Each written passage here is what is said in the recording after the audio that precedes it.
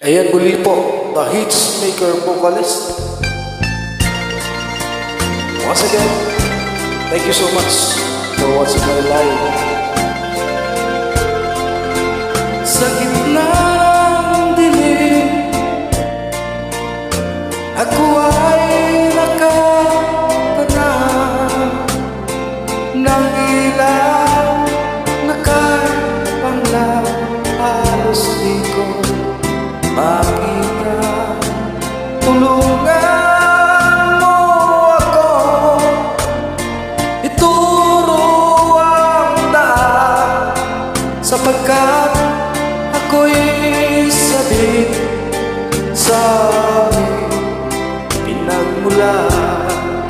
Bayan ko ng ka, ako ngayon'y nag-iisa. Nais kong magbalik sa iyo, bayan ko. Patawarin mo ko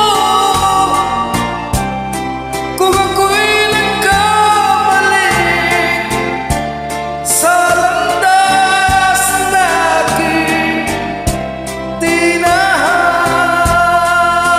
Alright, once again, welcome to my life. Once again, thank you so much for coming. Let's rock on!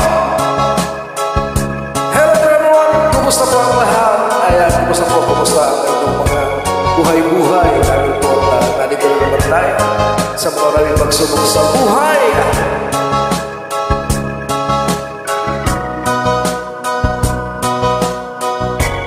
Good vibes mga idol! Isip mo'y unti-unting nawawala, nalilito. Ang tulad mo'y parang puso, unti-unting naglalaho. Nagigiling ko lang sa'yo, nakaraan ay tanggapin, at ang ngayon ay harapin. Ang bukas mo'y darating pa. Kayo kung saan ang damdamin, pagkat ito'y payo lamang mula sa akin, kaibigan, na sa iyo'y nagmamahal. Huwag mong sayangin ang panahon, pagkat ito'y may hangganan. Buksan mo ang pintuan, kasama ng iyong puso. Dinalay na ng hangin ang masamang panaginip, kaya't bigyan mo ng buwang ang puso mong nalulumbay. Isip mo'y unti-unting nawawala, nalilito.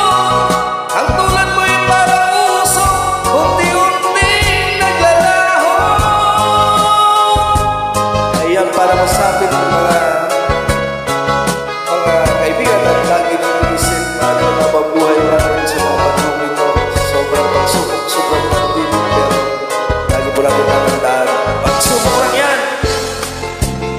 Ayan, basta po natin ang mga nagaganap sa ating kapaligiran at suriin natin mabuti na saan ba tayo naandoon, saan ba tayo patutungo, ano bang nangyayari sa ating mundo.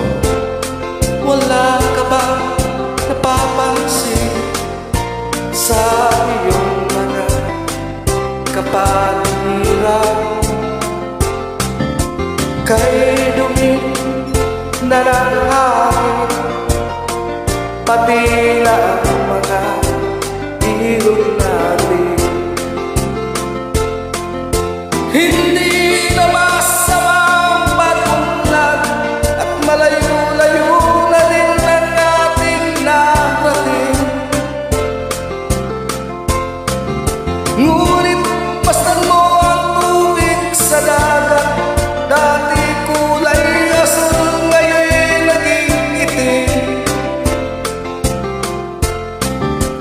Ang mga duming ating kinala sa hangin, sa langit, huwag na natin paabutin.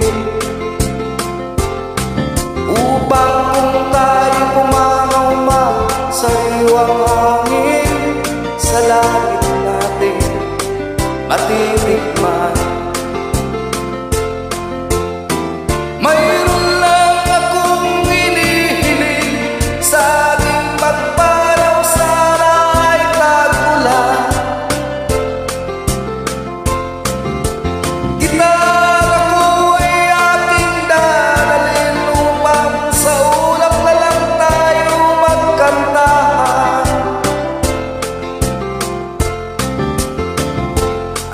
mga bata ngayon lang isinilang. May hangin pa kaya matitigman. Ayan.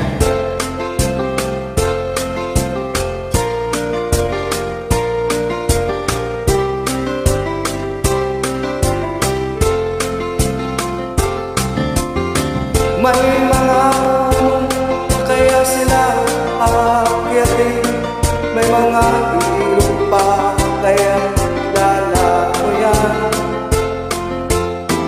Bakit di natin pag-isipan ang nangyayari sa ating kapaligiran? Hindi na masama ang pag-unlad kung hindi nakakasira ng kalikasan. Darating ang panahon, mga ibong gala ay wala na madadapuan. Masdan mo ang mga punong dati ay kahit natat ngayon namamatay dahil sa ating kaluluhan. Lahat ng bagay na narito sa lupa, biyayang galing sa Diyos kahit ika'y wala pa. Ingatan natin at huwag nang sirain pa, pagkat pag kanyang binawi tayo mawawala na. Mayroon lang akong hinihingi sa ating